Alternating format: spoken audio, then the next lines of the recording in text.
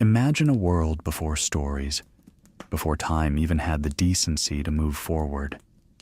A place where nothing truly happened because nothing truly changed. That's how it all began.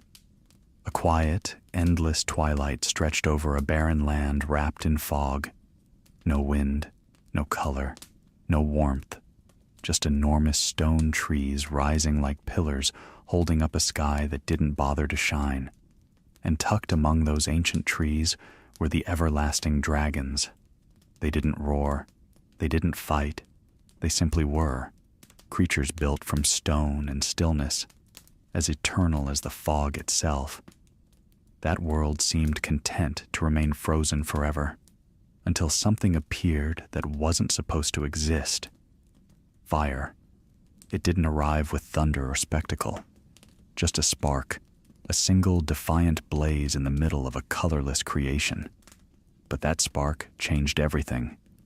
For the first time, the world tasted difference, heat and cold, brightness and shadow, life and death. And from that contrast, something stirred in the darkness below. Humanoid figures, primitive, fragile, curious, rose from the dark places beneath the earth. These early beings found the flame, and hidden inside it were the souls that would shape the fate of everything that followed. The first was claimed by a towering figure surrounded by witch fire, the Witch of Izalith. Another went to Nito, a walking mass of bones who carried the concept of death like a cloak. And the brightest of them all was taken by Gwyn, a tall, radiant being whose soul blazed like sunlight. But there was one more soul, different, quieter, darker. While the others shone like beacons, this one absorbed the light around it. It was the dark soul, and it fell into the hands of the smallest and most overlooked of these early creatures, the furtive pygmy. The world barely noticed him, and history would conveniently forget he ever existed. Armed with their newfound power, the three great lords stepped out of the fog and challenged the dragons who ruled that frozen world. Their new abilities were overwhelming, but the dragons weren't easy prey. Their stone scales made them practically invincible, and for a moment, it seemed the new lords had picked a fight they couldn't win. Then came a twist in the tale. One of the dragons, pale and sickly without a single stone scale to protect him, turned against his own kind. His name was Seath, and in a moment of bitter betrayal, he whispered the secret behind dragon immortality. Their scales weren't just armor, they were the very reason they were eternal. Once Gwyn learned this, he unleashed a storm of lightning that shattered those scales like glass. The battle flipped instantly. Dragons burned, fell from the sky, and disappeared beneath Gwyn's golden fury, Nito's plagues, and Izalith's sorceries. And just like that, the Age of Fire was born. Under Gwyn's triumph, the world burst into life. Sunlight spilled across lands that had never known warmth. Oceans formed, forests grew, civilization took shape. Gwyn built the shining capital of Anor Londo, a city so bright it looked carved out of the sun itself. Seath was rewarded for his betrayal and given a grand archive to spend eternity searching for the immortality he could never have. The Witch of Izalith studied fire deeper than anyone alive. Nito retreated to the hidden caverns beneath the world, ruling over the quiet kingdom of the dead. Everything seemed stable, magnificent even. But fire is a fickle thing. It burns, yes, but it also fades. And slowly, quietly, the first flame began to shrink. That small dimming was enough to seed panic at the heart of the age. Gwyn saw the shadows creeping back into the corners of the world and felt fear for the first time. As the flame weakened, the patterns of old, cold, darkness, death began to stir again. And somewhere far below, in the deepest layers of reality, The dark soul waited. The age of fire had begun in triumph, but underneath all that bright glory was a truth nobody wanted to face. Fire wasn't a promise. It was a loan, and the world would eventually have to pay it back. The first flame, the source of everything, light, warmth, life, wasn't the eternal gift Gwyn believed it to be.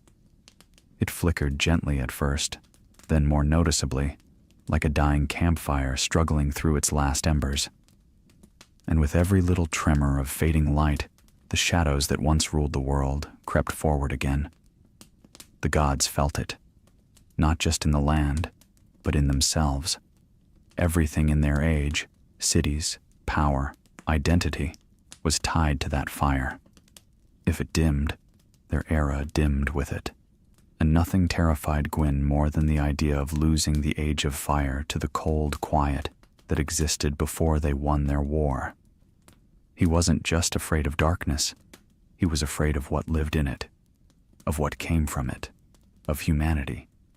You see, the dark soul found by the forgotten pygmy wasn't just a trinket tucked away somewhere. That soul had divided, naturally and quietly, into countless fragments, and those fragments lived inside every human being. The gods hadn't noticed at first, or perhaps they hadn't cared. But as the flame dwindled, their attention returned, because the dark soul was growing stronger. The irony was painful. Humanity held the very thing Gwyn feared most, not because it was evil, but because it meant a world where humans would one day rise as the dominant force when the flame inevitably went out.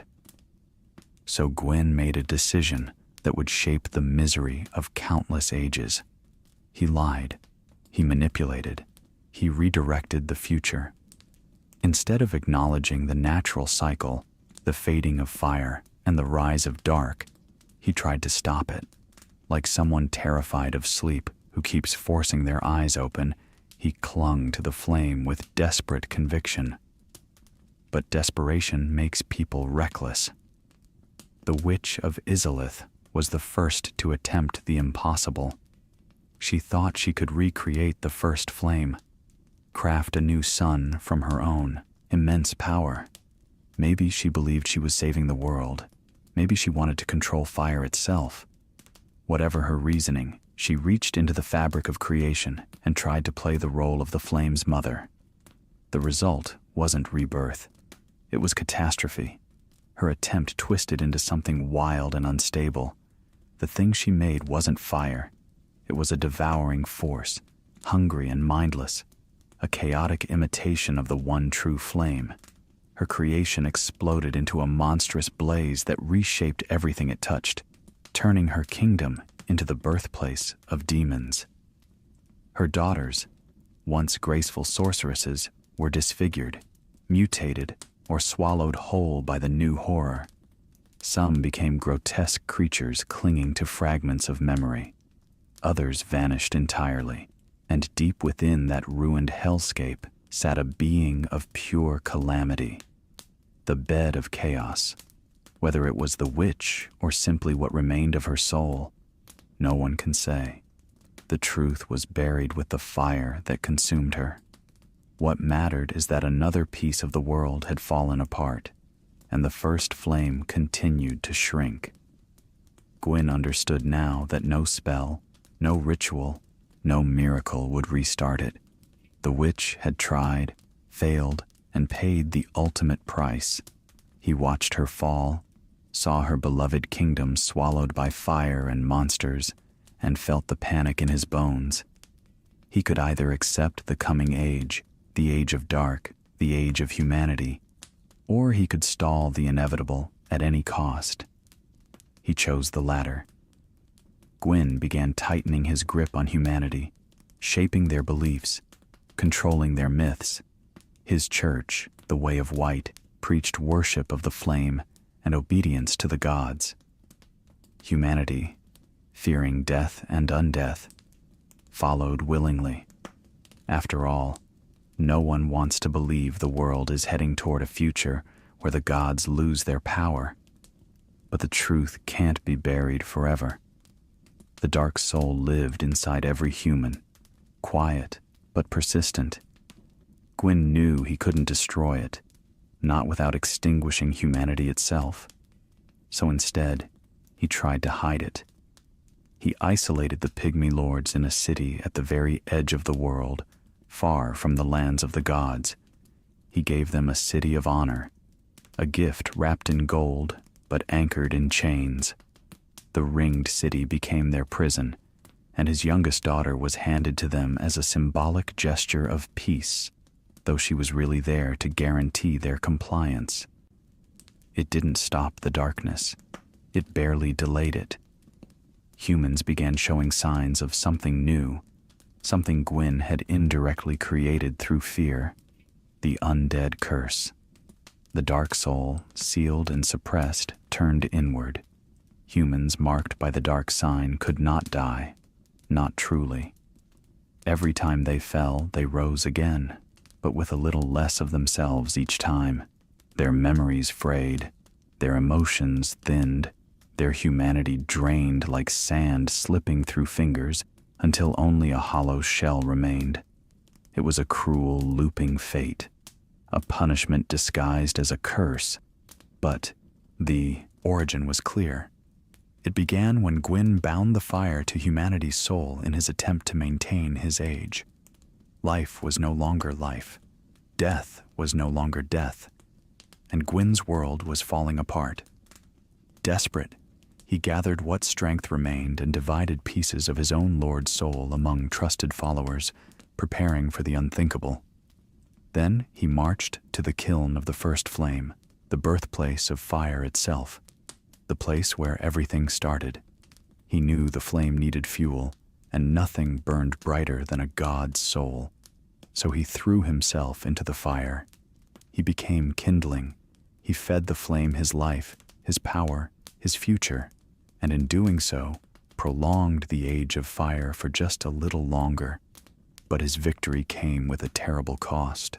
Where Gwyn once stood proud and radiant, now only a smoldering husk remained, a hollow god, chained forever to the flame he refused to let die.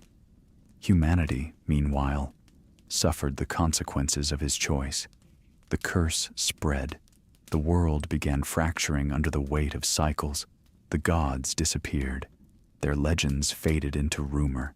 And the fire, despite Gwyn's sacrifice, began to dim once more. Because a truth remained untouched. Fire cannot last forever. Darkness was waiting, and the age of men was coming. Even as Gwyn fed himself to the first flame, the world outside the kiln was already unraveling. It wasn't dramatic at first. It never is. The end of an age doesn't arrive with trumpets. It slips in quietly through the cracks of forgotten places. And in one of those cracks lived something ancient, patient, and incredibly dangerous. The abyss. To understand the abyss, you have to understand what it isn't. It's not simply darkness. The world had known darkness long before fire ever existed, and that darkness was passive, a silence waiting for creation to wake up. The abyss is different. It's darkness that has been hurt, twisted, pushed past its breaking point until it turns aggressive. It clings, corrupts, devours. It is what happens when the dark soul, humanity's deepest essence, is torn open and unleashed without restraint. And the being responsible for that rupture was not a king, nor a god, nor a monster crafted by flames. It was a man, or whatever a man used to be. His name was Manus. Later stories would call him the primeval man, though that title feels too clean for what he became. Manus wasn't born a monster. He was turned into one through torment and mistaken ambition. The tragedy began in the forgotten city of Ulakail, a place renowned for delicate sorceries made of light. Its people were curious, thoughtful, proud of their golden magic. But curiosity can become arrogance, and arrogance can become catastrophe. That's where one of the primordial serpents slithered into the picture. Katha, a being older than most civilizations, a creature with a tongue dipped equally in truth and manipulation. Kathi believed the Age of Dark was humanity's rightful future, and he needed someone strong enough to claim the mantle of Dark Lord. So he found Ulakail, and he whispered. He told its people there was something sleeping beneath their feet, something valuable, something they were meant to uncover. He never mentioned the danger. Serpents never do. Ulakail dug into the earth until they found Manus, already fragile, already desperate for something he'd lost. In their attempt to bring him back to consciousness, they didn't revive him. They violated him. They poked at his humanity, split it open, twisted his emotions until they snapped.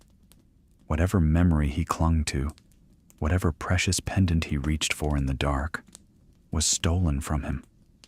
And what lifted its head from the grave was not a man anymore, but a storm of pure, maddened humanity.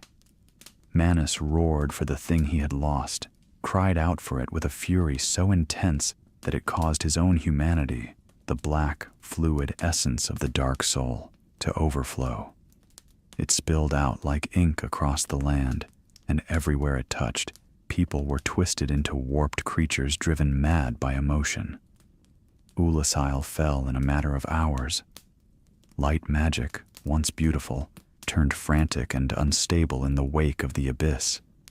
And the abyss wasn't content to stay where it began.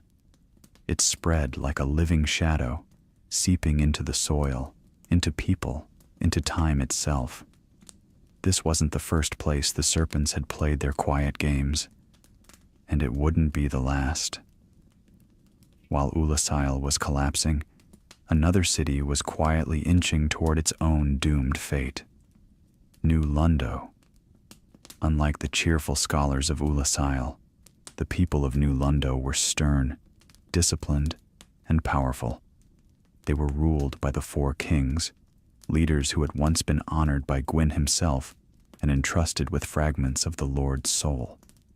Their kingdom thrived along the water, strong, majestic, proud, and Kata came to them too. He whispered promises again, different words, same venom. He spoke of the power hidden within humanity, the strength waiting in the dark. To tempt them further, he offered a forbidden technique, life drain, the ability to pull humanity directly out of others and swallow it to grow stronger. The four kings, drunk on pride and curiosity, accepted. Their knights followed them, becoming the feared dark wraiths, ominous figures who invaded the worlds of other humans to rip out their humanity. To the world above, they were villains. To Kata, they were harbingers of the future he desired. To themselves, they were simply lost. Once the kings gave themselves to the abyss, their city followed. Darkness flooded New Lundo like water rushing into a broken dam. People screamed. Shadows swallowed entire streets. The kings, once noble, became ghostly tyrants presiding over a drowning kingdom. The abyss claimed another home. And watching all of this, horrified but determined, was a knight who would become legend. Artorias. He wasn't a god. He wasn't a king. He was a warrior, one of Gwyn's best, loyal, honorable, and courageous in the way only doomed heroes seem to be. When the spreading abyss threatened the world, Artorias stepped forward without hesitation. He made a pact with creatures who dwelled within the abyss, beasts who should have killed him, but instead gave him a ring that allowed him to walk through their realm without being instantly consumed. At his side traveled Sif, his loyal wolf companion. Together, they marched straight into the heart of the nightmare. But even legends have limits. The abyss in Ulakail was not like the one in New Lundo. It was angrier, hungrier. Its origin, Manus, made it volatile beyond anything the world had seen before. As Artorias pushed deeper, The abyss seeped into him. It chewed away sanity, memory, purpose. Eventually, he broke. One last shred of clarity remained inside him, enough for him to shield Sif with his great shield, creating a protective field that kept his companions safe. After that, he was gone, swallowed, transformed into a beastly shadow of himself. The songs the world would later sing would call him a hero who defeated the abyss. They would build statues of him, raise banners, and tell tales of how he faced Manus and triumphed. But none of that was true. The truth was much simpler and much sadder. Artorias didn't save Ulasile. He didn't stop the abyss. He didn't free Princess Dusk. He didn't defeat Manus. Someone else would one day do those things. Someone who hadn't even been born yet. Someone who would discover the truth and realize just how far legends can stray from reality. The abyss, meanwhile, remained. The serpents slithered unseen, and the world, already bruised by fading fire, was now being eaten alive by darkness that was no longer patient, no longer calm. The stage was almost set for a new figure to rise. Not a god, not a king, just a lonely, cursed undead locked inside a northern cell. But that story comes next.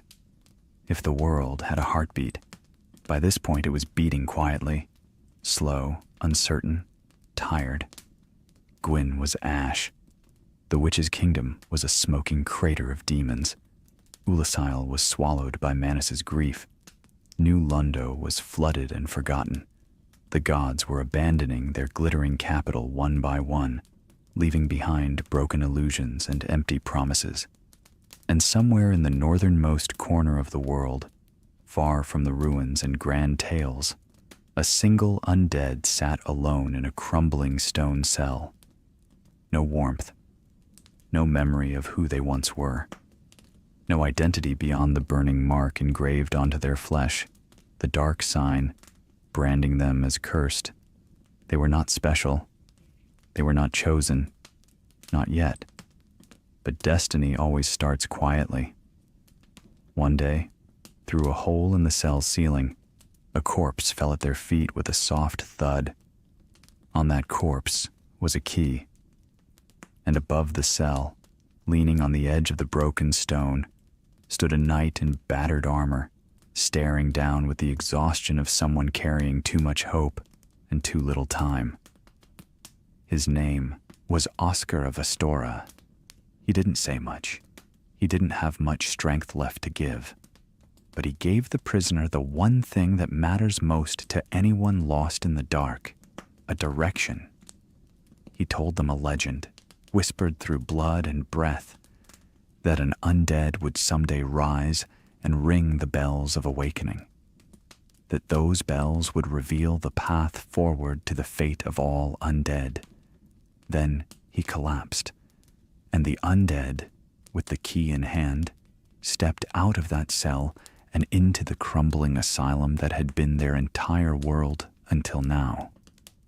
It didn't take long to understand why so many undead lost themselves here.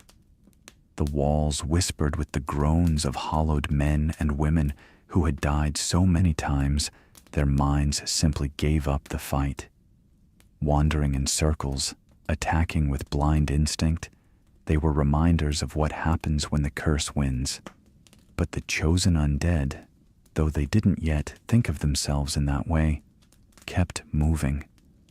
Through rusted gates, past shambling corpses, across broken courtyards soaked in mist, until they met the first true test of their journey, a massive creature made of flesh and fury, the asylum demon. Its footsteps shook the stone beneath their feet. Its roar echoed through the empty halls like thunder from a forgotten storm. And yet, somehow, the little undead survived. They always did. They always would.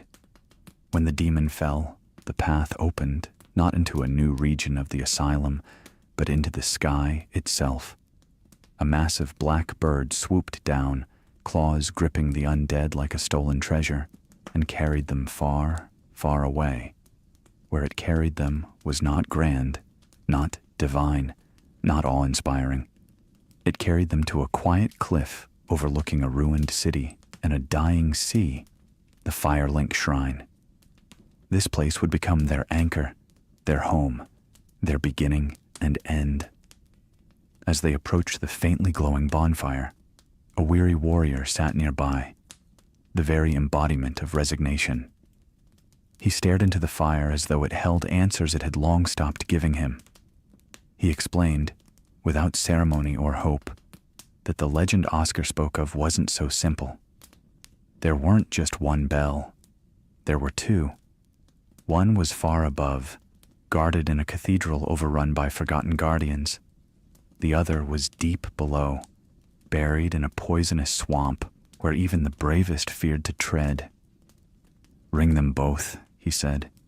"Find out what fate has planned for the undead." He said it like a joke, like a curse, like advice meant for someone far stronger. And still, the chosen undead stepped forward. Their journey took them through decaying villages, haunted aqueducts, and the towering skeletons of cities long dead. They fought gargoyles on rooftops beneath storm-washed skies. They battled giant demons in forgotten mines. They survived poison, curses, and labyrinths of winding darkness. And finally, after triumph and torment, both bells tolled. High above the world, the cathedral bell rang out with a proud, ancient hum. Deep below the earth, the bell of the depths answered with a low, mournful roar. Across the land, something stirred. Gears turned, walls shifted. A giant gate unsealed with a crack that echoed like the snapping of an old bone. Sen's fortress, a trap-filled nightmare of swinging blades, ambushes, and cruel puzzles, opened to reveal the one path leading toward the golden city of the gods, Anor Londo. The chosen undead fought their way through its cruel corridors, freeing the great sorcerer Big Hat Logan from his cell, then defeating a towering iron sentinel at the fortress peak. And once again, the black-winged demons that served the gods descended, scooping the undead up and carrying them across the swirling fog and storms to a place of impossible beauty, Anor Londo. The sun itself seemed to rest upon its rooftops. Marble towers glowed with golden light. The architecture felt alive, humming with ancient power. But beneath its beauty lay something else: emptiness, silence, shadows where gods once walked. In this breathtaking city, the chosen undead faced two of Gwyn's greatest knights, Dragonslayer Ornstein and Executioner Smaug. Their battle shook the Hall of the Gods, a clash of lightning, brutality, and unwavering devotion to a king long gone. When the dust settled, the chosen undead walked into the next chamber and found her. Guinevere, daughter of Gwyn, radiant and serene, blessing them with warm, motherly praise. She bestowed upon them the Lord Vessel, the sacred artifact needed to access the heart of the kiln. It felt like triumph. It felt like purpose finally realized. But this world is full of illusions. The truth was that the Guinevere standing before them was nothing more than a projection, an illusion cast by her brother, Gwyndolin, hidden deep within the shadows of Anor Londo. The gods had fled long ago, abandoning their shining city to rot under the weight of Gwyn's mistakes. And yet, the path forward remained. With the Lord Vessel placed upon the ancient altar beneath the Firelink Shrine, the chosen undead now faced the real task, gathering the four great souls that held fragments of Gwyn's power: the Witch of Izalith's twisted children, Nito, Lord of Death, Seath the Scaleless, the traitorous old dragon, and the four kings, swallowed by the abyss. Each soul was a monument to something lost, an age, a kingdom, a dream, and each demanded the undead face horrors and histories they hadn't asked to inherit.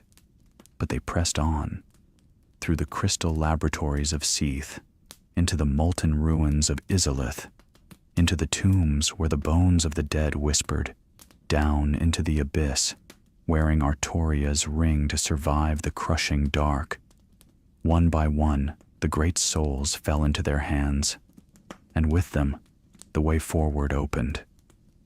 At last, the Chosen Undead passed through the final gate into the kiln of the first flame, a place made entirely of ash, quiet and windless, where the sky and earth melted together into a pale void. Black nights patrolled its edges like echoes of Gwyn's former glory, and at the very center stood the Lord of Cinder himself. Gwyn, once a god of sunlight, now a thin, charred figure with empty eyes. He attacked without hesitation, swinging his flaming blade with the desperation of someone trying to protect a fire he no longer remembered the meaning of. There was no hatred in him, just instinct, just the last sparks of a duty he had chained himself to. When he fell, it was almost gentle. The Chosen Undead stepped forward, into the flame he had guarded with his life. And as it climbed hungrily up their body, the world brightened again. Not because the flame was saved, but because it had simply been given more fuel. The curse endured, the cycle repeated, and somewhere, deep in the cracks of reality, the abyss continued to grow. But a new age of fire flickered into being, for now.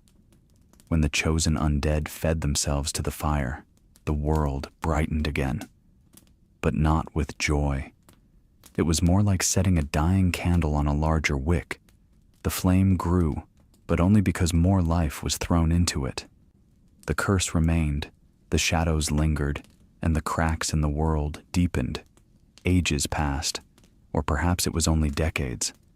Time in this world behaves strangely when the flame weakens, folding in on itself, looping, rewriting forgotten moments. But whether centuries or mere lifetimes later, a new land rose into prominence, Drangleic. This place was different from Lordran, not older, not younger, but built on top of countless ruins the same way a castle is built over bones. The land itself felt tired, sagging under the weight of too many histories repeating the same mistakes. Everywhere you walked, you could feel the echo of kingdoms that had existed before and vanished without leaving even their names behind. You see, the world of Dark Souls is not a straight line. It's a circle.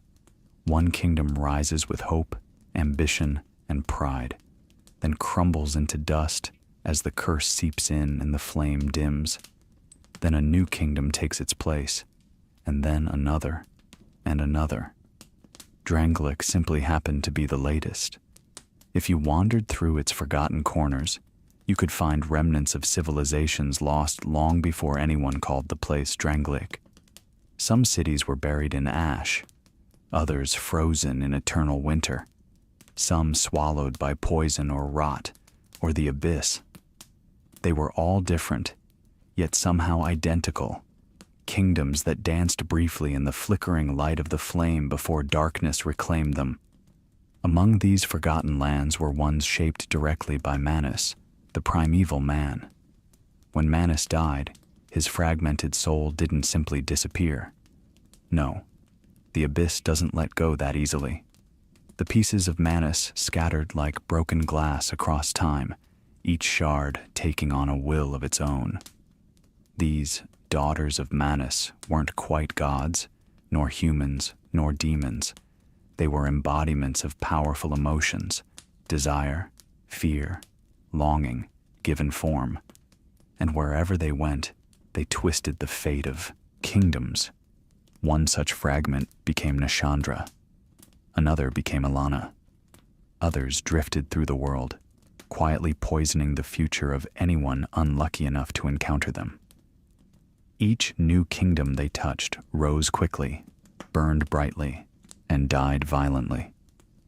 Shulva, the hidden city of the dragon priests, fell when the dragon sin unleashed a deadly miasma that poisoned everything living.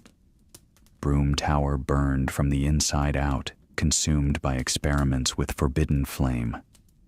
Alan's lands froze into a deathly winter, encased in frost created to hold back an ancient chaos. All these places, all these tragedies, all these desperate attempts to cheat destiny, they were simply steps on the path toward Drangleic's story. And at the center of that story was a man, Vendrick. Vendrick didn't look like a tyrant or a conqueror when he started.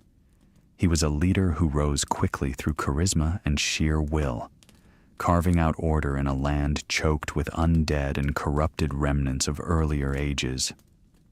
With the help of his towering knight Velstadt and his brilliant older brother Aldia, Vendrick shaped Drangleic into a stable, flourishing kingdom. People praised him. Knights swore vows to him. The undead curse seemed almost manageable under his rule. But all flames burn brightest just before they die. Everything began to unravel the moment Nashandra, one of those fragments of Manus, entered Vendrick's court. She appeared during a time of rising tension, as if answering a silent call. Pale, soft-spoken, elegant, she carried herself like royalty displaced by fate, and she told Vendrick stories, sad stories, persuasive stories, stories that painted her as a victim of terrible hardship. Vendrick listened. He believed her. He married her. And the moment he did, the downfall of Drangleic began. Nashandra whispered that far across the sea lived the giants, ancient beings with massive strength and a deep connection to the earth. She convinced Vendrick they were a threat, that they held a power that could stabilize or even cure the undead curse if seized. Desperate to protect his kingdom, Vendrick declared war. His armies crossed the sea. They struck the giants with ferocity. They stole a mysterious treasure, something ancient and powerful, something the giants were willing to die for. Vendrick returned to Drangleic, a hero in the eyes of his people, carrying with him the secret of creating the great golems that would build his magnificent castle. But victories rooted in deception wrought quickly. The giants responded with fury, marching across the ocean in an act of pure vengeance. They didn't come to conquer. They came to reclaim what was taken. Their advance broke Drangleic's defenses, burned forests, toppled fortresses, and brought decades of death and chaos. Drangleic won the war, technically, but it was a hollow victory, one that bled the kingdom dry. Vendrick, realizing too late that he had been manipulated, turned to Aldia for help. His brother had always been fascinated by the nature of the curse, by the cycles of kingdoms rising and falling, by the flame's relentless hunger. Aldia believed that the true cause of all suffering, the curse, the cycles, the repeating tragedies, was the first flame itself. That humanity had been trapped in an endless loop the moment Gwyn linked the fire for the first time. He tried to break the cycle. He experimented on creatures, on kings, on giants. He pushed too far, and in the process, Aldia transformed himself into something not quite living, not quite dead, not quite human. Vendrick saw the truth too late. Nashandra was no queen. She was a parasite wearing a crown, a fragment of Manus, craving power, craving the throne of want deep within Drangleic Castle. Realizing the danger, Vendrick sealed the throne behind layers of magic and stone. He hid himself away in the undead crypt with Velstadt, trying to protect the world from his own mistakes. But time and the curse were merciless. Vendrick lost his strength, his purpose, his memories. He slowly hollowed, and the once great king became just another wandering soul in a dark chamber, stripped of everything he once fought for. Drangleic, like every kingdom before it, began to fall. Fields went barren, villages emptied, The undead curse spread like fire in dry grass. Hope dwindled until only whispers remained. And once again, the world looked to a single wanderer, an insignificant nobody, to carry the burden forward. A new figure from a distant land, a person losing their memories, forgetting their own name, a person drawn toward Drangleic by a whisper, a curse, a need to cling to something before their identity faded completely. Soon, the bearer of the curse would step into this dying world, and the wheel of fate would turn again. Long before the bearer of the curse ever stepped foot in Drangleic, their story had already begun unraveling inside them. The undead curse doesn't announce itself with a dramatic omen. It creeps in like fog, seeping through memory and identity. Names slip first, faces next, and eventually, even the reason to keep going begins to dissolve. So, one cold evening far from Drangleic, when the bearer of the curse reached for their own name and came up empty, the curse had already claimed most of them. That's when the whispers began, thin, haunting threads of sound trickling through their mind, telling them of a land to the north, a land where ancient souls might hold the power to break the curse, a place worn by time, yet still clinging to purpose, a place called Drangleic. Desperation is a powerful motivator. The cursed wanderer began walking north, stumbling through storm and forest and fog, until their steps brought them to a place between worlds, a quiet clearing filled with strange, floating flame butterflies flickering like living embers. The moment those lights burst to life, the ruins around the traveler shifted. What looked like stone walls became reflections of something much older, something hidden beneath the surface of the world. A shimmering pool formed in the center of the ruins, and in its reflection, like a doorway carved into the water, the bearer of the curse saw a world waiting to pull them inside. And then it did. They fell through the surface of the pool as if gravity had suddenly remembered them. When they landed, they found themselves in a strange liminal place. A nowhere land. A quiet stretch of beach where the sky seemed stuck between dawn and dusk. This was Things Betwixt. The name says everything. Not here, not there, not alive, not dead. A threshold between realities. Here, the wanderer met 3 old women, the last remnants of a dying order. Their clothes mirrored the strange firekeeper who had guided the curse-bearer to this place, and their voices carried equal parts amusement and sorrow. They laughed at the traveler's hollowing, not cruelly, but knowingly, like people who have seen the curse claim countless wanderers before. But they still offered help. They handed over a small wooden effigy, a likeness of a human form. When the bearer of the curse held it, a memory flickered.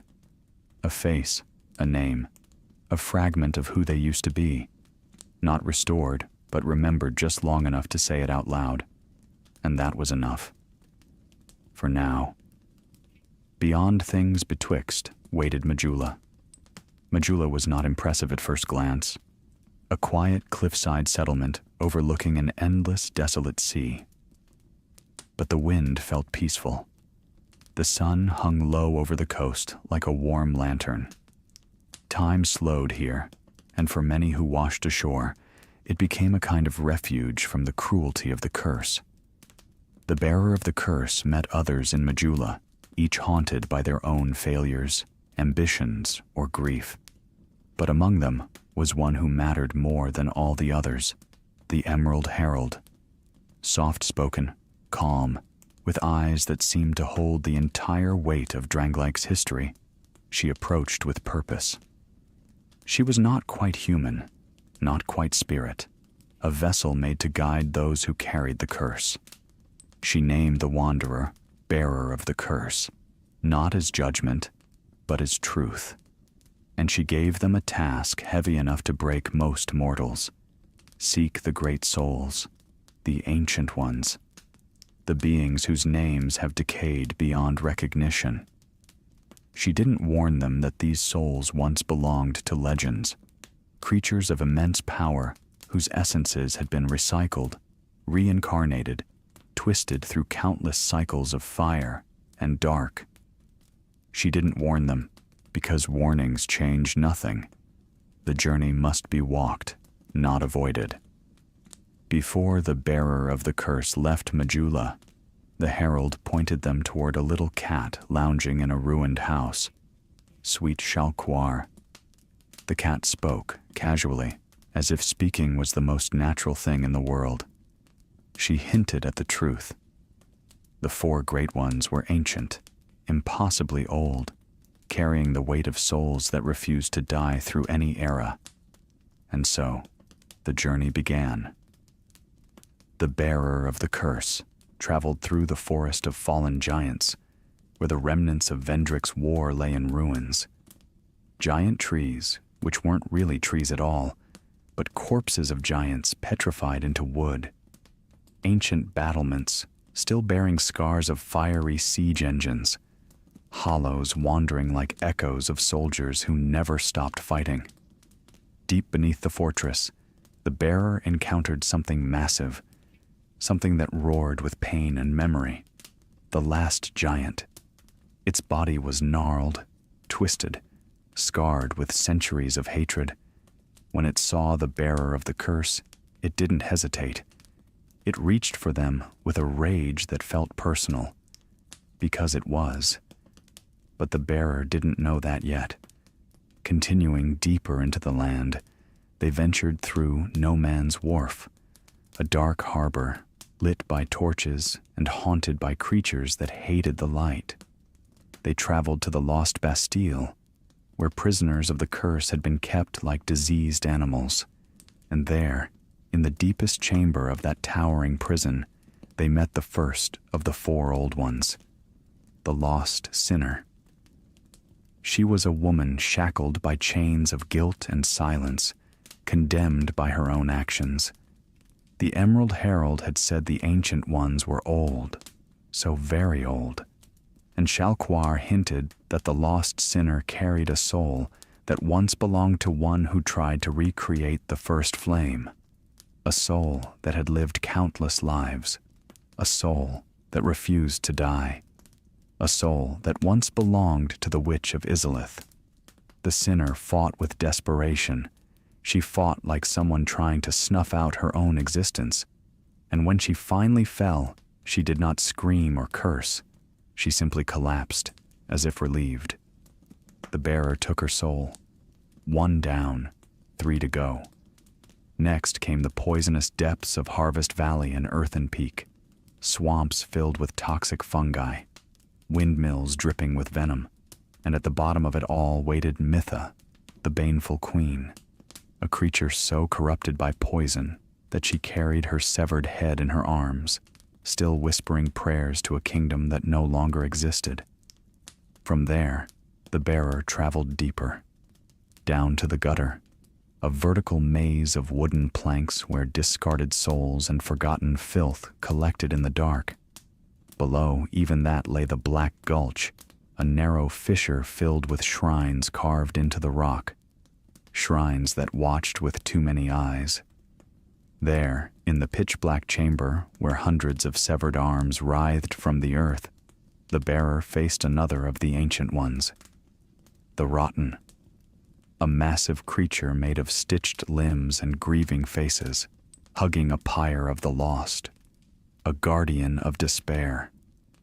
And within him burned a soul that once belonged to Nito, the first of the dead. The bearer claimed his soul too. 2 down, 2 left.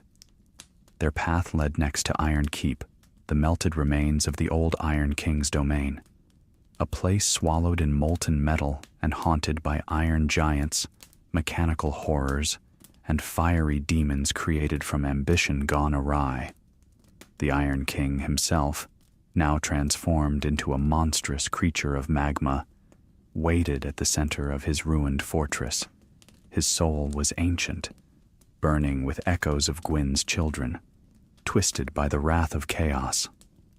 And when he fell, the bearer took his power as well. 3 down, 1 to go. The final Old One lurked in a place that felt almost surreal. Brightstone Coved Seldora, a sunlit valley hiding an entire village consumed by spiders. Duke Seldora, driven mad by obsession, had nurtured a monstrous creature below ground.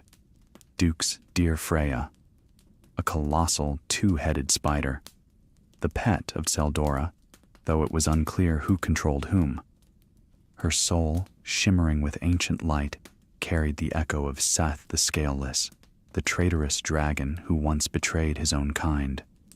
When Freya fell, the bearer carried all 4 ancient souls, and the herald's prophecy moved forward.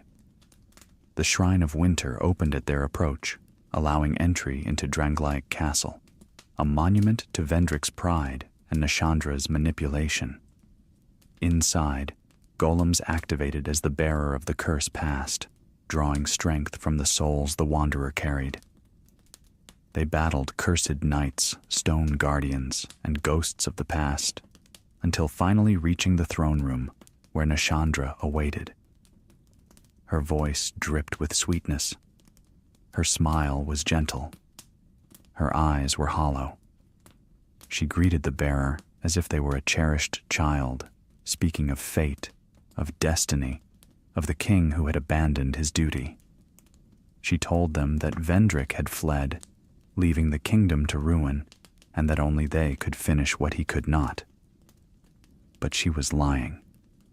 Following the path she laid, the bearer pressed deeper still into the shrine of Amana, a serene yet deadly place where singing priestesses guarded the souls of the dead. Their voices were meant to comfort the restless, but they could just as easily lure the living to their end. Further down, through crypts where light was forbidden, stood the undead crypt, Vendrick's final refuge. His loyal knight Velstad guarded the entrance with unwavering devotion, his armor ringing like a funeral bell as he engaged the bearer in combat. When Velstad fell, the bearer entered the chamber and saw him, Vendrick, once a king, now a hollow, pacing endlessly in bare feet, wearing nothing, wielding nothing, remembering nothing. When approached, he didn't attack. He simply kept walking, lost, broken, gone. The bearer could do nothing but pick up the king's ring, the key to the throne of want, and continue. But Aldea wasn't finished with them. Aldea, transformed into a burning, root-covered aberration, began to appear to the bearer in various places, testing them, challenging their understanding of the cycle.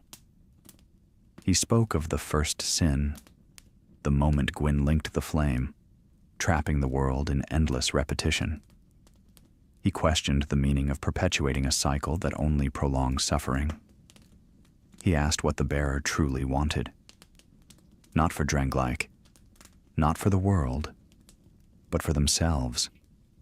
Only after receiving the giant's kinship by traveling into the memories of the giants did the bearer gain the power to approach the throne of want at last. Waiting there were the Throne Watcher and Throne Defender, knights who existed solely to guard the seat of destiny. When they fell, the path opened, and Nashandra revealed her true form, thin, skeletal, ghastly, a creature sculpted from pure desire and fragments of Manas's will. She demanded the throne, demanded the first flame, demanded control. But the bearer was stronger. When she was slain, Aldea confronted them one final time. He wanted to see whether the bearer would repeat the cycle or break it, whether they were another puppet of the flame or something new. And so the bearer of the curse stood before the throne of want, faced with a choice no one could make for them. Sit upon the throne and continue the age, or walk away, rejecting the flame and stepping into uncertainty. Both choices had consequences. Both were endings. Neither was truly final. Because in this world, the flame always fades, and someone must always rise to face it. The bearer of the curse made their choice, and Drangleic slipped into history the same way Lordran had before it, quietly, gradually, inevitably. Whatever ending they chose, whether they took the throne or turned their back on it, the result was the same at the cosmic level. The fire continued its slow, merciless decay. For a time, maybe years, maybe centuries, maybe the blink of a cosmic eye, the world existed in a kind of uneasy balance, but the fire is stubborn, and the dark is patient, and eventually the light began to flicker again. The cycle was ready to turn one more time. When the flame falters, destiny calls for champions. Not heroes, the world stopped having heroes long ago, but sacrifices, figures who step forward because no one else will. And so, the bells began to toll, not one bell, not two, but an endless, echoing chorus rolling across the continents like thunder. Each toll was a command, a summons, a reminder. Rise, you lords of Cinder. Your time has come again. These were not ordinary souls. They were legends in their own eras, beings who once linked the fire themselves, who threw their bodies into the flame to buy the world another cycle. They were supposed to awaken and march back to the kiln. But something unusual happened this time, something dangerous, something unprecedented. The Lords of Cinder simply did not return. They heard the call. They felt it. It pulled on their souls like a hook in a fish's mouth. And still, they refused. They had burned once, violently, painfully, to keep the flame alive. Many had died in agony. Others had lingered on as ash-filled husks. None of them wished to do it again, except one. In a land far from the world's ruins, beneath the ashes of a world that had collapsed in on itself, a knight stirred. He was small in stature, but vast in purpose, a single ember glowing in the dark. His name had been lost to time, consumed by fire and forgotten by all. But he rose. He rose because he always rose. He rose because he was meant to. This was Ludleth the Exiled, the one Lord of Cinder, who answered the call and dragged himself back to his throne. His body was fragile. His limbs were little more than charred remnants. Every breath rattled, and yet he sat firmly, unwavering in his duty. The other lords did not follow him, and that refusal changed everything. With no lords to rekindle the first flame, the fabric of reality began to warp. Time folded, lands twisted. Structures from different eras crashed into each other like colliding memories. Abyssal energies seeped upward. The sky cracked open with storms of ash.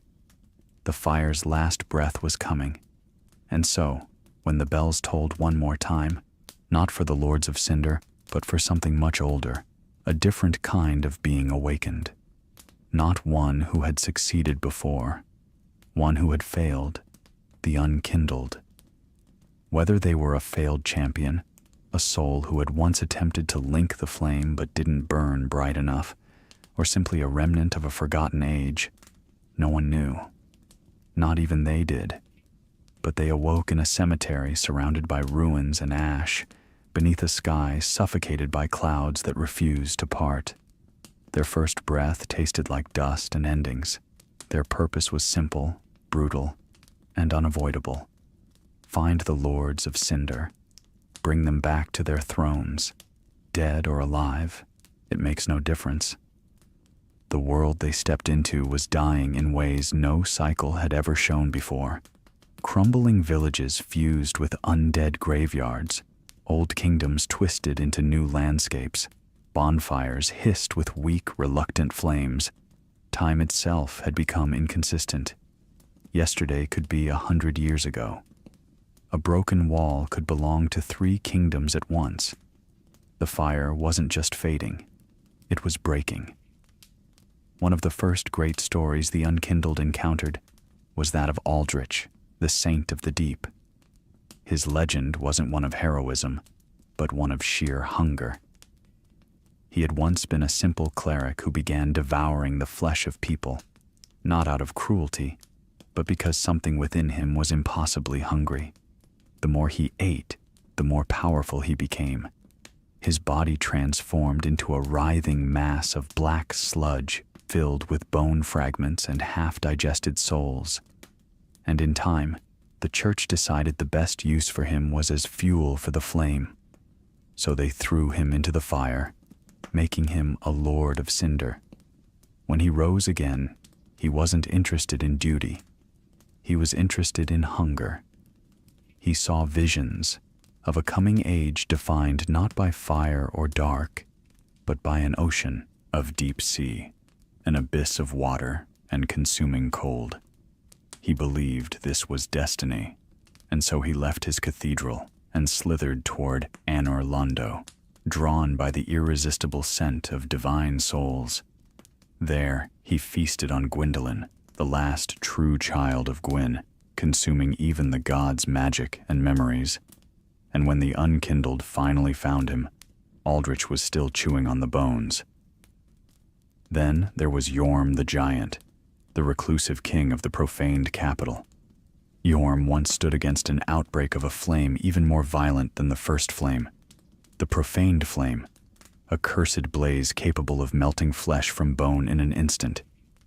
To save his people, Yorm willingly linked the fire. But something went wrong.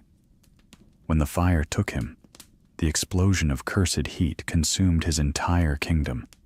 Everyone he swore to protect turned to ash. Yorm returned from the flames scarred beyond recognition, a giant who had sacrificed everything only to lose everything anyway. So when the bells demanded he burn again, he refused, choosing instead to die in the ruins of the city he had failed. The Third Lord was not a king or a monster, but a group. The Abyss Watchers, an undead legion who had sworn to emulate Artorias the Abyss Walker. They fought the abyss wherever it spread, cutting down anything tainted by it, even if that meant slaughtering entire kingdoms the moment corruption appeared. But their devotion carried a price. They shared a single, compounded blood, a metaphysical connection that meant when one succumbed to the abyss, they all did. The entire legion became trapped in an eternal war, endlessly killing each other, endlessly rising again, endlessly tearing apart their own ranks. The unkindled had to kill them too. A battle that looked less like glory and more like putting down a pack of mad, rabid wolves who knew nothing but duty and suffering. And finally, there was Prince Lothric, a young boy born into a royal bloodline obsessed with producing the next great link to the flame. His family bent magic, science, and cruelty beyond measure to mold him into the perfect heir. But when the truth dawned on him, that his destiny was simply to burn alive for a cycle that never ends, the prince refused. He and his brother, the Night Lorien, locked themselves in their tower, preferring to watch the world fade rather than continue a system built on sacrifice. Each lord had a reason to refuse their call. Each believed they were right. Each believed the flame deserved to die. And so the unkindled walked through ruined kingdoms, past collapsed cathedrals and drowned valleys, hunting beings who had already been burned once. The journey wasn't about triumph. It wasn't about destiny. It was about inevitability. Because the world was ending, the fire was gasping, and someone had to try to save it. Even if saving it meant feeding it more bodies, more souls, more lives, even if the world did not deserve saving. And so, with sword in hand and embers flickering in their veins, the unkindled ash marched forward.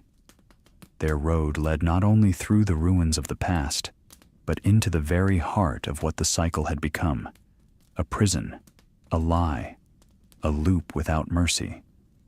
But there were still battles to fight, Still legends to confront, still truths to uncover. And the next step in their journey, the painted world and the hunger for a new beginning, would change everything. The unkindled ash had already walked through kingdoms made of regret. They had carved through armies of hollows, put ancient legends to rest, and confronted monsters shaped by past mistakes. Yet, for all they had endured, the world only grew darker.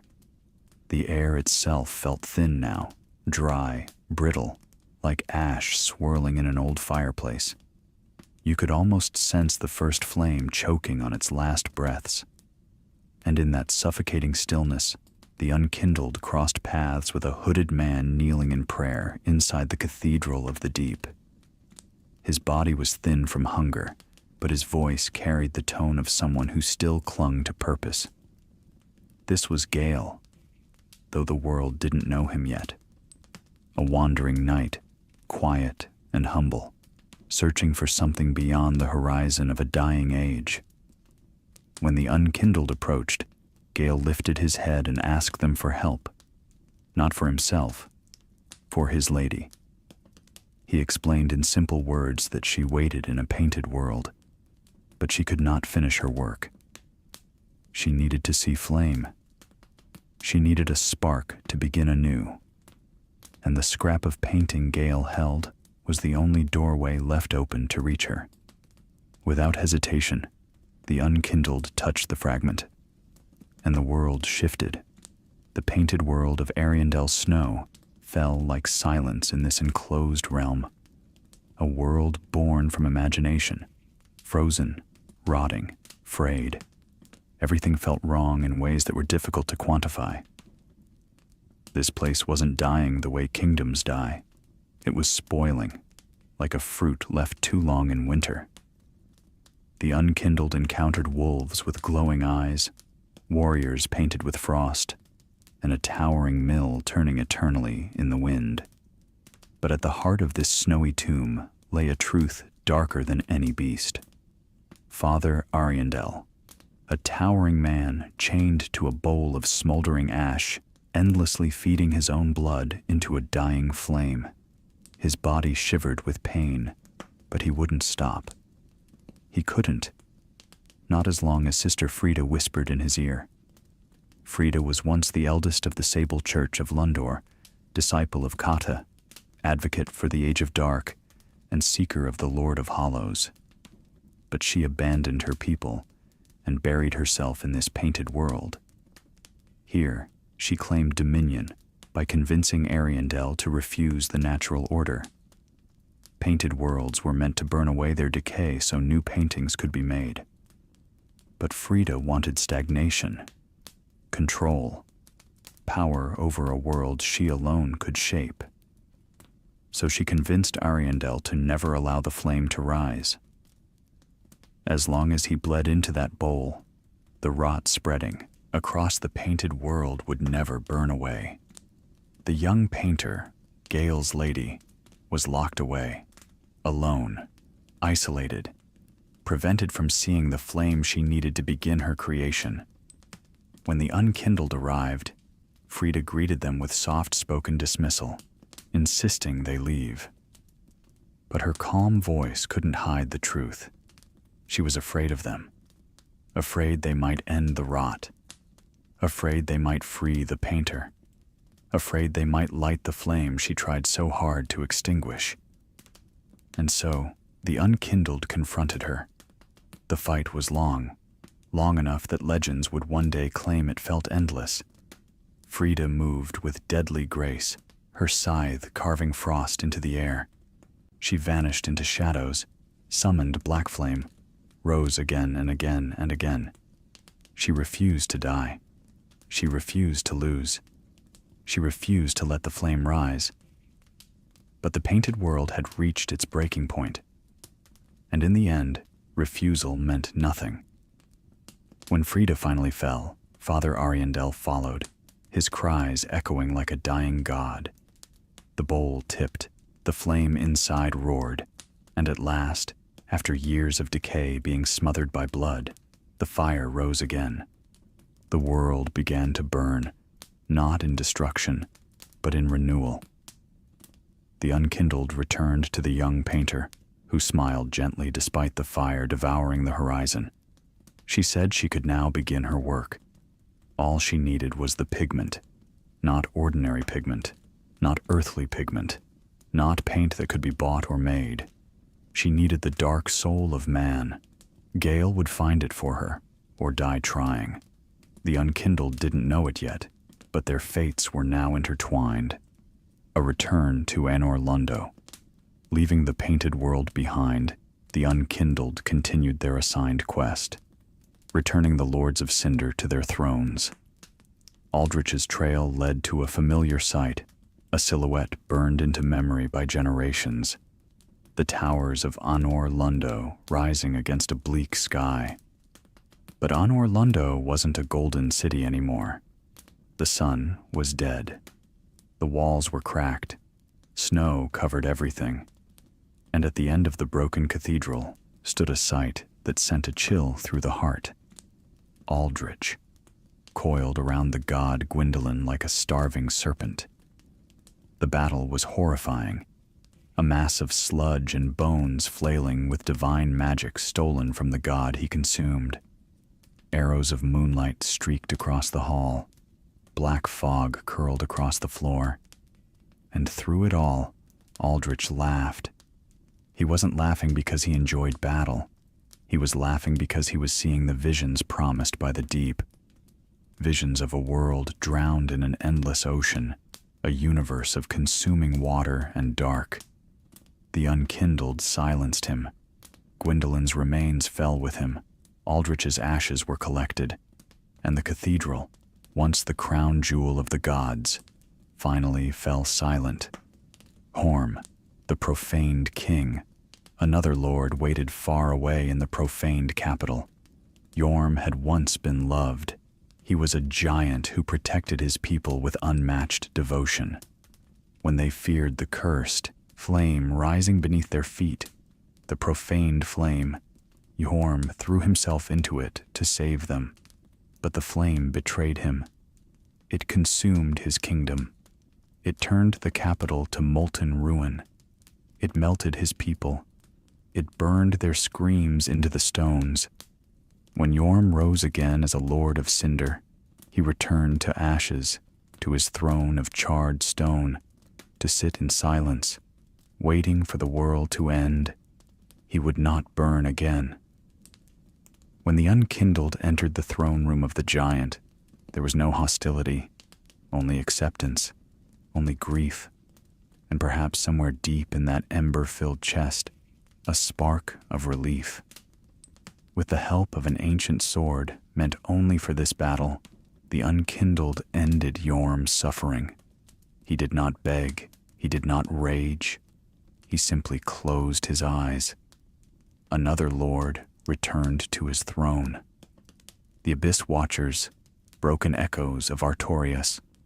The unkindled had already defeated the Abyss Watchers before entering the painted world, but their story lingered like a wound. These warriors worshipped Artorias with such fervor that they followed his footsteps into the abyss. But the more they fought it, the more it infected them. Eventually, their blood became a single shared river, and when one watcher fell to corruption, they all did. The unkindled, in their endless duel in the ruins of Farron, saw firsthand what it meant to fight a legion trapped in an eternal civil war. Their ashes now rested on one of the thrones at Firelink Shrine, a reminder that even the purest devotion could be twisted by fate. Prince Lothric and the shattered royal bloodline. The final Lord of Cinder was not a legend nor a fallen warrior, but a young prince forced into greatness long before he was ready. Lothric's family had spent generations molding him to link the flame. They experimented with forbidden magics, dragon blood, sacred rites, anything to produce a perfect heir. But the cost was too high. Lothric was born sickly, frail, unable to walk without assistance, his body weakened by the very rituals meant to make him divine. The moment he learned the truth, that he was expected to throw himself into the fire to extend a cycle built on endless sacrifice, he refused. His brother Lorien, once a proud knight, stayed with him. Lorien carried Lothric everywhere, fought for him, shielded him. Their bond was unbreakable, even as their kingdom collapsed. When the Unkindled confronted them, it was not a battle of hatred, it was a battle against inevitability. Lorien fought first, dragging a flaming greatsword as he teleported through the air, leaving trails of fire behind him. When he fell, Lothric clung to him, pouring his soul into his brother's broken form, forcing them both to rise again. They fought together, two brothers against the dying of the light. When both finally fell, the Unkindled collected their ashes with a strange heaviness. This wasn't triumph, this was tragedy. A family destroyed by prophecy, two brothers burned by expectation, and with their ashes placed on the final throne, Firelink Shrine shook. The path to the kiln of the first flame opened, but something else stirred alongside it. A door to the past, a whisper from another world, a truth hidden beneath shadows. The Unkindled was about to uncover secrets even the gods had feared. With the ashes of all the lords of Cinder placed upon their thrones, the ground beneath Firelink Shrine trembled as though the world itself was taking one last panicked breath. The unkindled ash stepped toward the strange, flickering bonfire that had appeared at the shrine's edge, a bonfire that did not belong to this era. The firekeeper whispered that what lay ahead was the kiln of the first flame. But something else pulsed beneath her words. Something older. Something hidden. And then, the bonfire warped. Its flames twisted like a memory melting. The air pulled inward as though inhaling. Time folded in on itself, and the world around the Unkindled stretched, then snapped. Suddenly, they were standing in a place the world had forgotten. The Dreg Heap. When time collapses.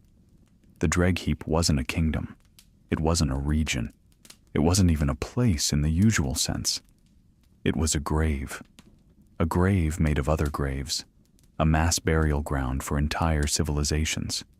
Here, time had collapsed so violently that the remnants of ages, ancient, modern, future, had fallen together in one crumbling pile. Towers from one age leaned against cathedrals from another. Ruins floated. Stone bridges connected to nothing. Wind carried ash thick enough to choke the sky. The Unkindled walked through a world where everything was ending at once. Great floating chunks of land crashed into each other. The screams of long-dead hollows echoed from places where there were no bodies left to scream. Every step felt like stepping on the bones of forgotten time. This was where the world came to rot, when the cycle could no longer sustain itself. And it was here that the Unkindled began following the trail of small, glowing red cloth scraps left behind by Gael. The same Gael who had once knelt in quiet prayer at the Cathedral of the Deep. He had come this way. He was searching for the dark soul, and he was willing to die for it.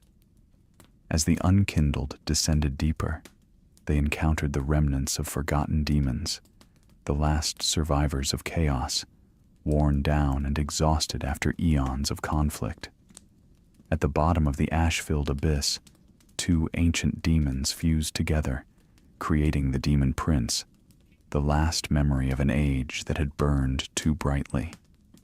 When the Unkindled defeated them, the air trembled once more. Far above, winged demons, the same kind that once carried the Chosen Undead to Anor Londo, screeched and swooped down, lifting the Unkindled off the crumbling ground.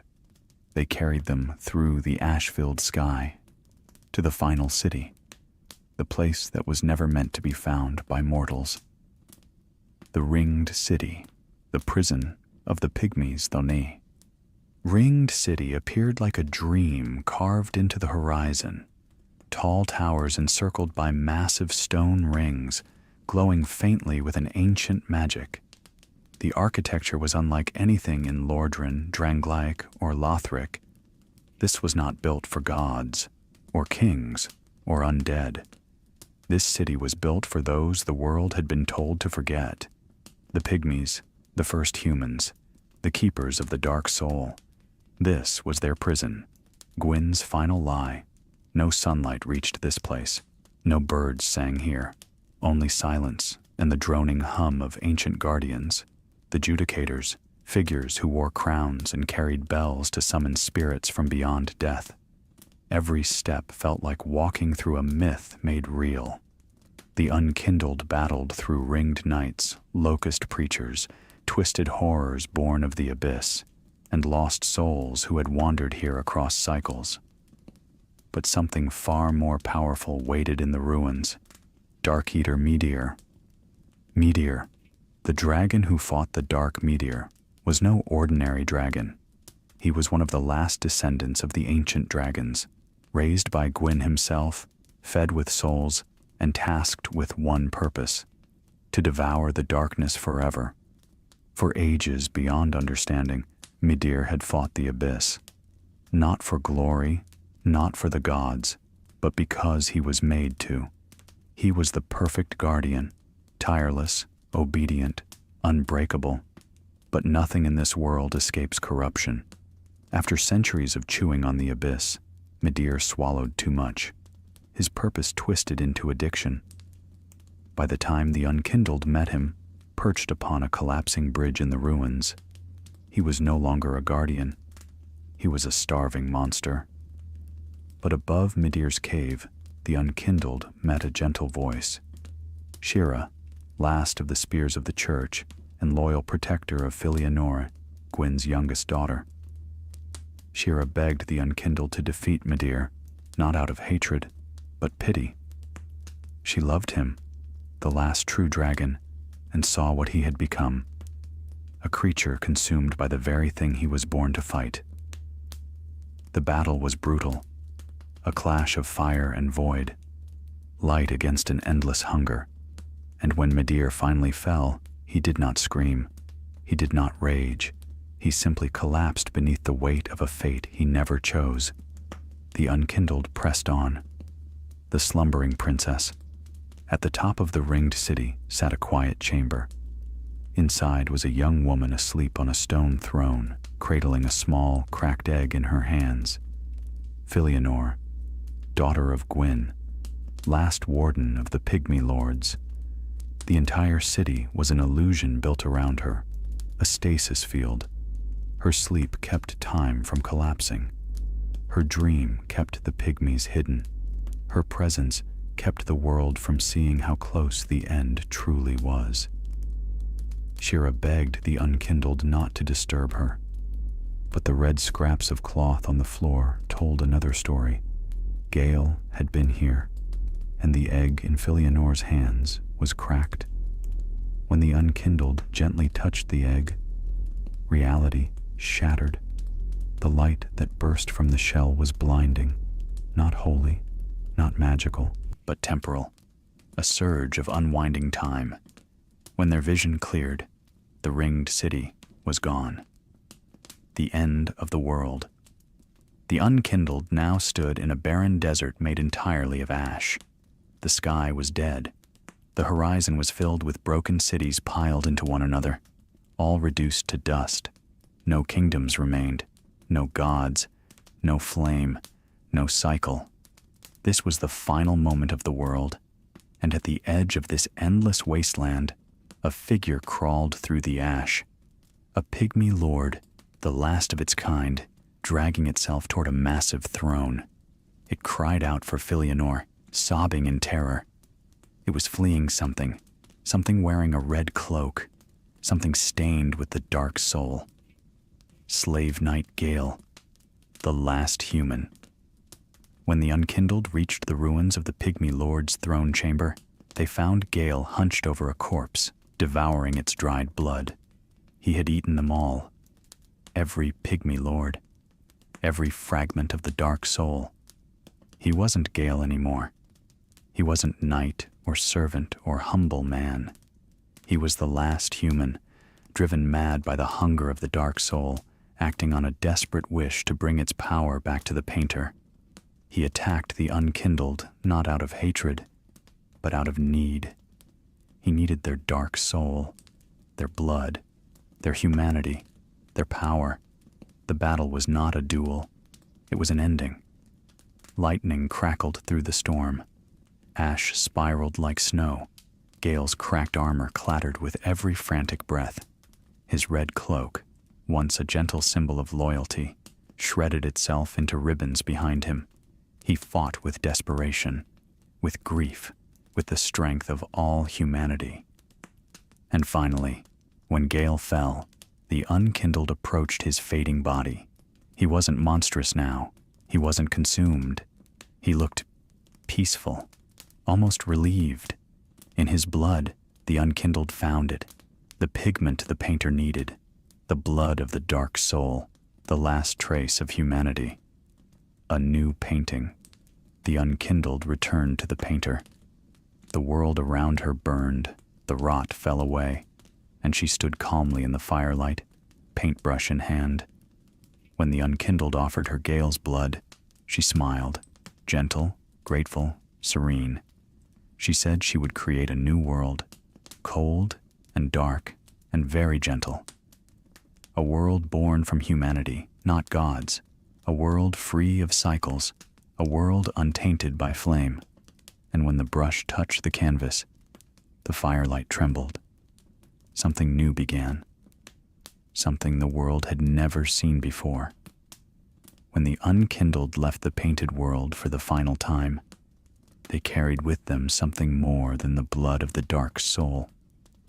They carried the unspoken weight of Gael's sacrifice, a bitter mixture of tragedy and hope. The world outside had grown quieter.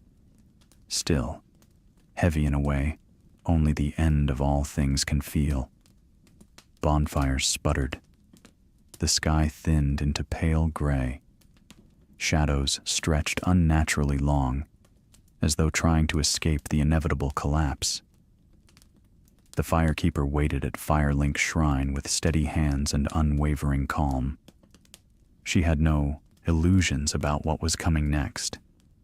She knew the truth better than anyone. The first flame was dying, completely, irrevocably, and someone had to face it. When she looked at the unkindled, she did not see a warrior or a champion. She saw a soul who had walked through every version of despair this world offered and still continued forward. So she nodded, stepped aside, and allowed the unkindled to approach the final bonfire. A bonfire that pulsed not with flame, but with memory. The moment the unkindled touched it, their surroundings dissolved. Light wrapped around them, ash swirled upward, time folded like paper, and they were pulled into a place older than the gods themselves, the kiln of the first flame, the origin and the end. The kiln didn't look like a location. It looked like a wound, a torn landscape where the world's first fire had erupted ages ago. The sky was a burnt canvas of swirling embers. The ground cracked beneath every step, glowing faintly with the last remnants of heat. And in the center, a towering flame flickering as though it could collapse at any second. This was where Gwyn had died, where the Chosen Undead had burned, where countless heroes across countless cycles had sacrificed themselves. The unkindled approached the flame, and something stepped out to meet them. At first, it looked like a knight forged from ash and embers, its body shifting like hot coals stirred by wind. But then, as it moved, it became clear. This wasn't one person. This was everyone. Every warrior who had ever linked the flame. Every lord, every hero, every chosen undead, every nameless sacrifice. A swirling amalgamation of their fighting styles, their memories, their souls. It wielded miracles like a cleric from Thorlund. It swung its sword like Gwyn. It conjured sorceries of ancient scholars. It moved with the wild rage of feral undead. It danced like a knight who had died for the flame 1,000 times before. This was the soul of Cinder, the physical manifestation of the flame's desperation to survive, the guardian of the cycle, the embodiment of all who had come before, and it was ready to fight. The battle for tomorrow. The clash was violent, but not out of malice, more like inevitability. Sparks roared into the air. The ground trembled beneath each blow. The soul of Cinder shifted forms mid-strike, switching from sorcerer to swordsman to pyromancer in a heartbeat. It was as if the past itself was trying to stop the future. During the battle's final moments, the soul of Cinder fell to its knees. Its body shifted, as though remembering something painful, something beautiful, something ancient.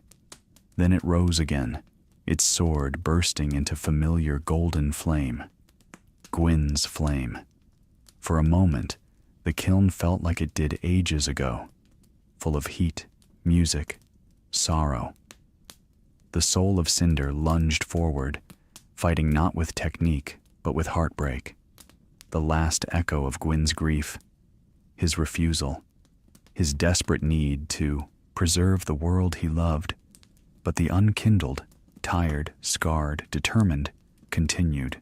And then, finally, the flame's guardian collapsed. The wind died, the smoke parted, and the unkindled stood alone before the first flame, the final choice. The fire flickered weakly. Just ahead of it, a small white figure appeared. The fire keeper, summoned by the unkindled's will. She approached the dying flame with soft steps, her hands extended, her voice gentle. If the unkindled gave her permission, she would cradle the flame, lift it from its cradle, and extinguish it, letting the world return to true darkness for the first time since the dawn of creation. Or, the unkindled could repeat history, throw themselves into the fire, burn again, restart the cycle, give the world more time at the cost of their own soul. 2 futures, 2 endings, neither simple. The age of dark, a world without fire. If the unkindled stepped back and nodded to the firekeeper, she raised her hands toward the flame. Her voice trembled with reverence as she whispered to the embers, "Let the fading flame guide thee." Gently, she cupped the dying spark in her palms. The flame dimmed, then dimmed further, then vanished. A soft breeze swept across the kiln as the world fell into darkness. True darkness. Not the void of the abyss, not the cold of untended flame, but something gentler. The natural night that always should have existed. The firekeeper felt the world through her blind eyes, sensing the tiny flickers of life that remained, the last sparks of old lords, glowing faintly across a black horizon, and she spoke softly into the void, her voice echoing like a lullaby. "Ashen One, hearest thou my voice still?" Her words were not a warning, not a goodbye, but an invitation. Or, the cycle continues. If the unkindled chose instead to link the fire, they stepped forward into the flame. It reached for them eagerly, like a starving creature finally offered a meal. They burned, body, mind, soul, everything. The world brightened for another age. Villages rebuilt, kingdoms rose, and far in the future the flame would fade again. And someone else, someone forgotten, would walk the same path the unkindled just completed. Because in this world, fire fades, darkness rises, and the cycle never ends, unless someone breaks it. The Trilogy's true ending. And yet, even with the flame gone, even with the world blanketed in night, something new was beginning, far from the kiln, deep inside a burning painting. A girl dipped her brush into the blood of the dark soul. She looked out over a world collapsing behind her and smiled. "I will paint a new world," she whispered. "A cold, dark, and very gentle place. A world born not from fire, not from gods, not from sacrifice. A world born from humanity." As she painted, the old world cracked behind her, collapsed into sand, fell into silence. But inside her canvas, something glowed, quietly, peacefully, beautifully. A beginning, not a cycle, a true beginning. And so the Dark Souls trilogy closed the way all great myths do, not with an ending, but with a door opening, a new canvas, a new world, a new truth, born from the dark, guided by humanity, free at last.